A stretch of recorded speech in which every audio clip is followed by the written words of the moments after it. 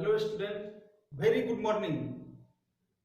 अब हम लोग पिछले लेक्चर में जो सिलेबस के बारे में देखे थे, स्विच गियर एंड प्रोटेक्शन, उसका ओवरव्यू ब्रीफ हमने कल डिटेल में देख लिया था।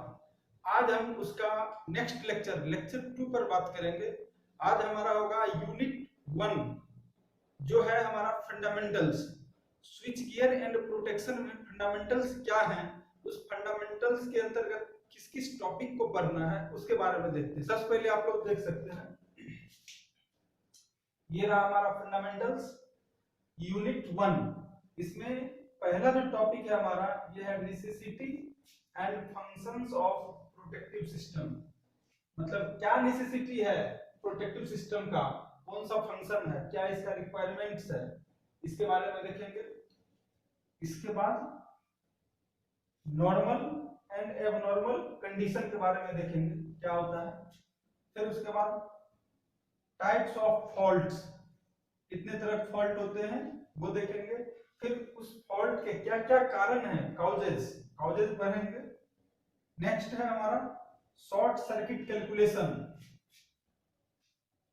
एससीसी इसको बोलते हैं। एससीसी शॉर्ट सर्किट कैलकुलेशन कैसे निकालेंगे, इसमें शॉर्ट करंट निकालना रहता है, शॉर्ट सर्किट करंट। तो ये कैलकुलेशन, लेकिन इसमें कंडीशन दे दिया कि हमें केवल सिमेट्रिकल फॉल्ट्स ओनली करना है, क्योंकि शॉर्ट सर्किट कैलकुलेशन जो होता है ये इसे बोला जाता है फॉल्ट करंट कैलकुलेशन भी। सॉरी, फॉल्ट कैलकुलेशन जो होता है दो तरह का होता है, एक सिमेट्रिकल फॉल्ट होता है, दूसरा एसिमेट्रिकल फॉल्ट होता है। अब सिमेट्रिकल में भी अलग अलग टाइप्स होते हैं, एसिमेट्रिकल में भी अलग अलग टाइप होते हैं, सबका अलग अलग करंट निकालने का मेथड्स होते हैं, तरीके होते हैं। लेकिन हमें एसिमेट्रिकल नहीं पढ़ना है, हमें केवल सिमेट्रिकल फॉल्ट्स पढ़ना है। लेकिन हम लोग एसिमेट्रिकल के बारे में देख लेंगे क्या है, उसका टाइप भी देख लेंगे, लेकिन पढ़ना हमें सिलेबस में है केवल सिमेट्रिकल का है। उसके बाद हमारा है use of current limiting reactors and their arrangements. और पांचवा टॉपिक हमारा इस चैप्टर का लास्ट टॉपिक है use of current limiting reactor and their arrangement. इसमें हम लोग सीएलआर के बारे में डिटेल पढ़ेंगे, इसका यूज क्या है, करंट लिमिटिंग रिएक्टर, इसको शॉर्ट में बोलते हैं सीएलआर। इसके बारे में पढ़ेंगे, इसका फंक्शंस क्या है, इसका यूटिलाइजेशन कैसे किया जाता है, उपयोग, इसके बारे में देखेंगे। फिर इसका अरेंजमेंट के बारे में देखेंगे, सीएलआर का अरेंजमेंट कैसे होता है, जनरेटर में, फीडर में, बस बार में, टाई बस बार में, ये सभी में किस तरीके से अरेंजमेंट होते हैं करंट लिमिटिंग रिएक्टर का, इसके बारे में स्टडी करेंगे। इसको आप लोग नोट कर लीजिए। अब हम स्टार्ट करेंगे first topic, necessity and functions of protective system समझेंगे। अब हम लोग देखते हैं टॉपिक 1 का, प्रोटेक्टिव सिस्टम में जो आता है स्विच गियर।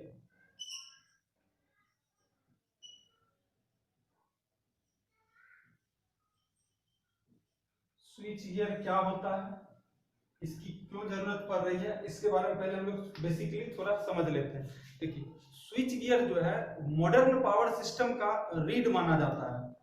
वो जनरेशन से स्टार्ट कीजिए, ट्रांसमिशन से लेकर डिस्ट्रीब्यूशन तक इसका खेल हर जगह इंपॉर्टेंट माना जाता है, क्योंकि ये डिवाइसेस को प्रोटेक्ट करते हैं।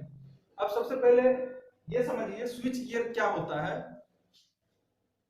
स्विच गियर एक तरह का स्विच है, स्विच कह सकते हैं, या यूं कहें कि protecting device which used for switching, controlling, regulating and protecting of each and every equipment of electrical power system is known as switch gear।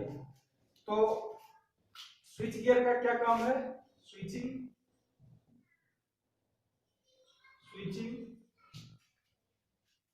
Controlling,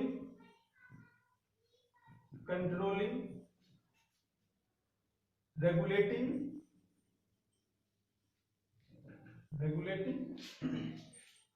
and protecting। ये सारे चीज कौन करते हैं, स्विच गियर। अगर कहीं पे स्विच गियर में दो चीज और आगे आएगा, इंपॉर्टेंट है। स्विच गियर इट इंक्लूड्स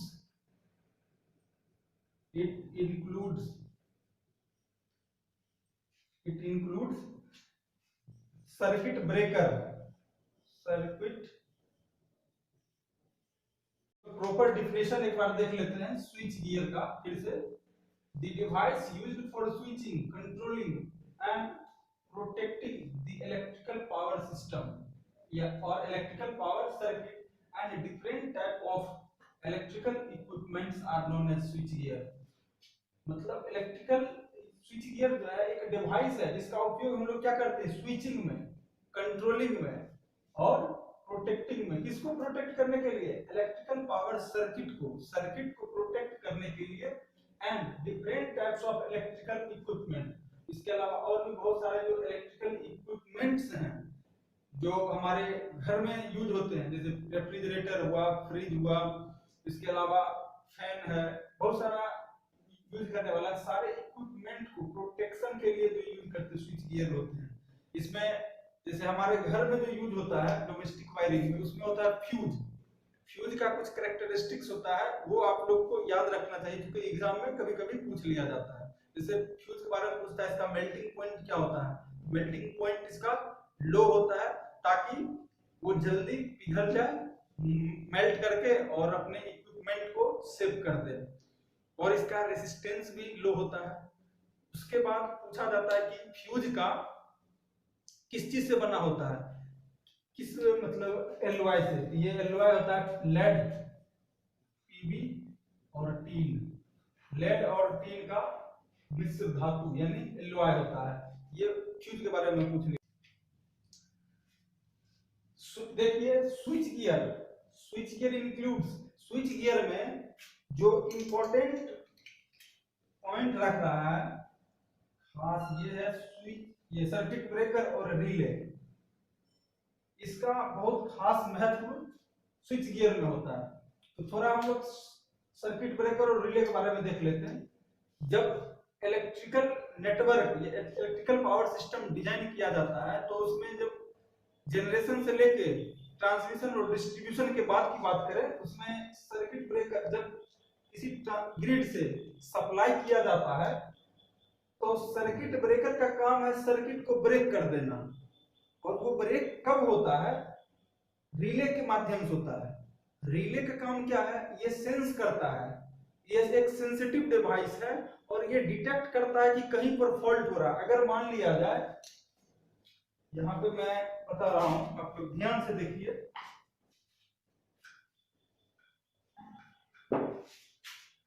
देखिए यहाँ कोई जनरेटिंग स्टेशन है, ये एक ट्रांसमिशन लाइन है और यहाँ पे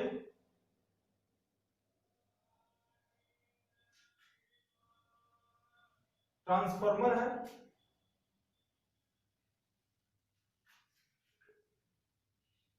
और यहाँ पे इधर लोड है।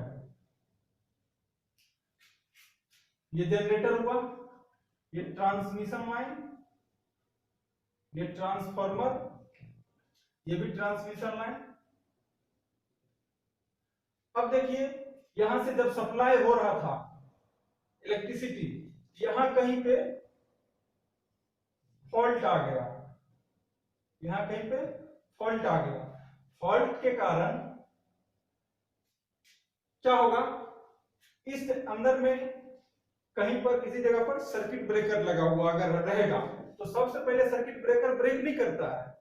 सर्किट ब्रेकर क्या करता है, सबसे पहले इसे कहीं पे रिले लगा हुआ होता है, रिले क्या काम करता है, उसको आभास होने लगता है कि कहीं पर फॉल्ट हो रहा है, मतलब करंट शॉर्ट सर्किट हो रहा है कहीं पे। तो ये सर्किट ब्रेकर को बोलता है भाई साहब वहां पे फला जगह पे शॉर्ट हो रहा है, आप जल्दी से क्लियर करो इस चीज को। तो रिले सेंस करता है किसको, सर्किट ब्रेकर को। रिले सेंस करता है सर्किट ब्रेकर को और सर्किट ब्रेकर तुरंत, वो ऑटोमेटिक सिस्टम होता है, तुरंत सर्किट ब्रेकर से हट जाता है सर्किट से, और जो भी फॉल्टी पार्ट है वहां से उसको कट ऑफ कर देता है और रेस्ट पार्ट जो है हमारा सर्किट का वो बच जाता है। तो इसका बहुत सारा काम है सर्किट ब्रेकर और रिले का। इसका हम डिटेल में दोनों का अलग अलग चैप्टर है उसमें हम लोग पढ़ेंगे सर्किट ब्रेकर का। लेकिन इसमें जो लिखा गया यहाँ switch gear includes circuit breaker का relay, current transformer, potential transformer, इसी को बोला था वोल्टेज ट्रांसफार्मर, फिर measuring instrument, electrical switch, electrical switches, electrical fuse, MCB. MCB क्या होता है? ये होता है मिनिएचर सर्किट ब्रेकर। हालांकि धीरे धीरे फ्यूज का जगह एमसीबी ले लिया है, मिनिएचर सर्किट ब्रेकर।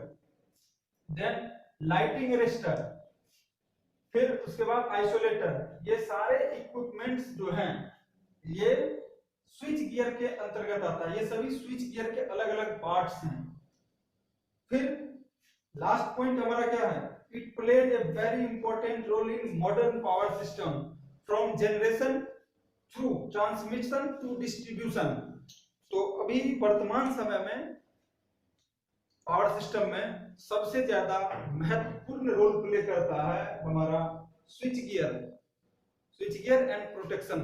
इसके बाद इतना आप नोट कर लेंगे और अगला टॉपिक स्टार्ट करते हैं।